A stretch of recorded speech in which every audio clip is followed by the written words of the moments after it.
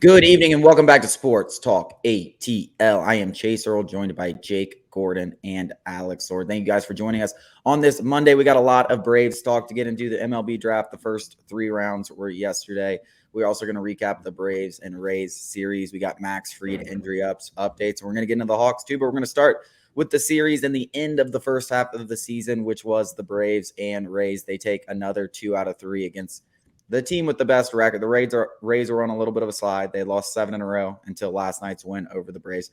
But all in all, you go on the road, you take a series against another division leader. I think the Braves are now 6-0 against all, or 5-0, 6-0 against division leaders. Now they wrap up the series having won 7-8 series in a row. There's really nothing bad. It was kind of a sour note to end going into the first half, especially for Bryce Elder, who's been so good, but you can't complain taking 2 out of 3 against a good team, especially on the road. I was there for 2 of the games. The Trop is a dump. That was my one takeaway. I think everyone already knows that, but it's until you really get in there when you realize, like, dang, first of all, the whole top half of like the stadium is like shut down. They don't even it's not even open. You can't fit more than 20,000 people in there. You kind of go in there, it's a concrete jungle. It's very tough to look at. And I'm like, I just can't believe a major league team goes in there and plays 81 games in this stadium, especially when it was packed because it was mostly Braves fans. Like what you could see or where you could be seated, like most of the seats were filled, and they were filled with mostly Braves fan. And I left feeling bad for everyone that has to go be a part of the Rays because they play in that and you take for granted Truist Park. And as a player, especially, like you hear all the Braves talk about how big that is and how nice it is to go in there and have a sellout crowd in front of your fans almost every time. The Trop's the opposite. There's usually no one there, and if there are people there, they're cheering for the other team. Yeah, it's I mentioned this on Twitter, but some of my buddies that actually live in Tampa, they're like, dude, it's like a chore to go to a game. They say it takes 45 minutes just to get there, and that's like on a day with no traffic or anything. And Yeah, I then mean, it's not in Tampa, it's in St. Pete. It's literally, if you live in Tampa, it's like you go down an island and you have to go all the way down the island. Like it's really weird. St. Pete's a cool place though, but like most people that are Rays fans, and if you live in Tampa, which is the more highly populated area of the state of the bi cities, I want to call it, because it's really 2 separate cities. It's impossible to get down there. It's 45 minutes. I mean, it was a chore to go, and like I was there for the games.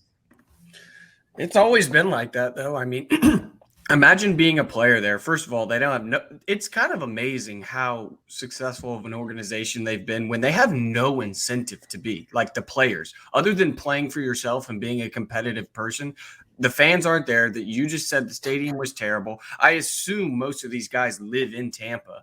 I'm sure a couple of them live around the actual stadium, but they got to take that same drive that fans do too. Imagine, it's a chore for them to maybe go. So it's honestly kind of unbelievable how successful they've been. All the things that you guys just laid out, no fans, the stadium, and I'm sure the facilities are terrible, behind the scenes. There's no way those are first class and the rest of the stadium is crap. And they probably drive in from Tampa as well.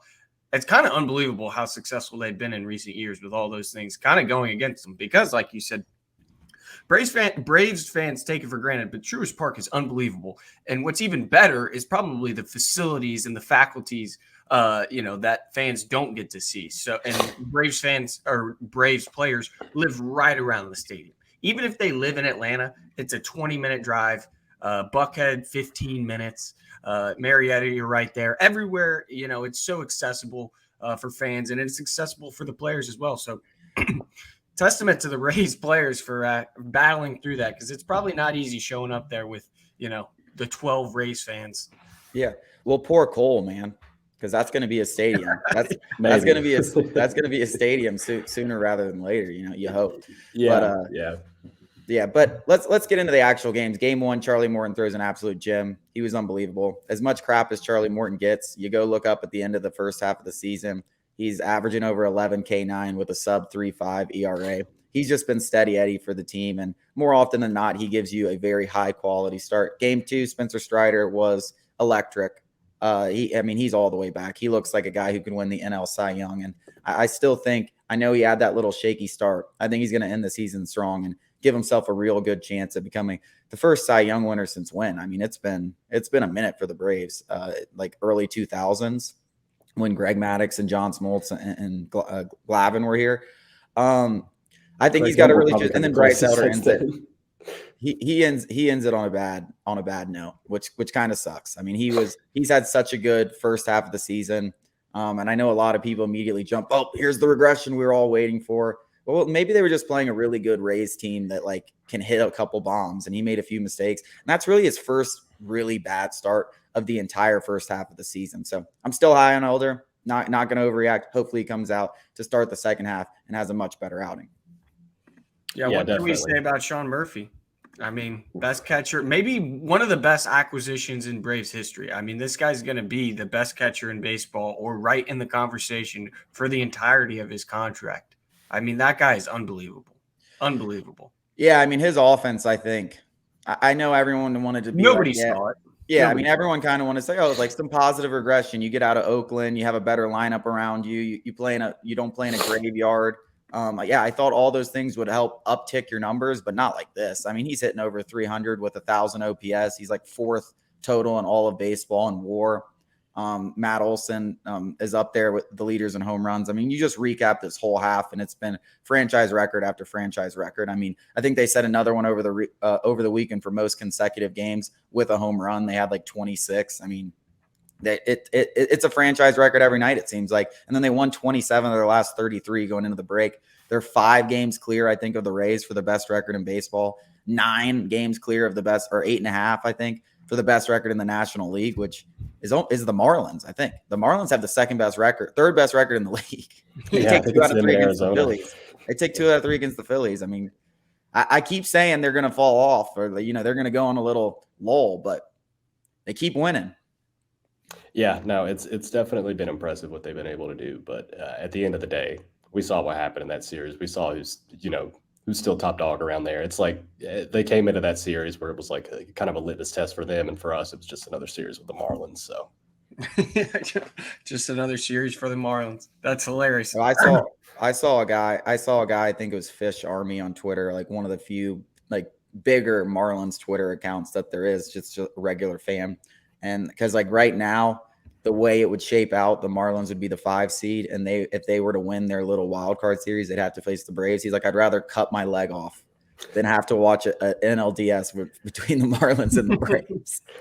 I did make this point too, because like when we were watching that Marlins series, I was like, I get why people just cannot stand the Braves, man. Like you've had one of the best stretches in franchise history. You finally have some hope. You got this young kid, Yuri Perez, who looks like he could win the Cy Young. He goes out. He only gets 1 out in the game, gives up 8 runs, and now he got sent back down to AAA. It's got to be so disheartening. We'll go look at the 4 teams. I know the Rays were struggling coming into this series, so like they weren't one of the hottest teams in baseball. They were on a little losing streak, but still for the whole first half of the season, it's been the Rays and the Braves. You take a series out of them over this stretch that we've had where we've won 27 out of 33.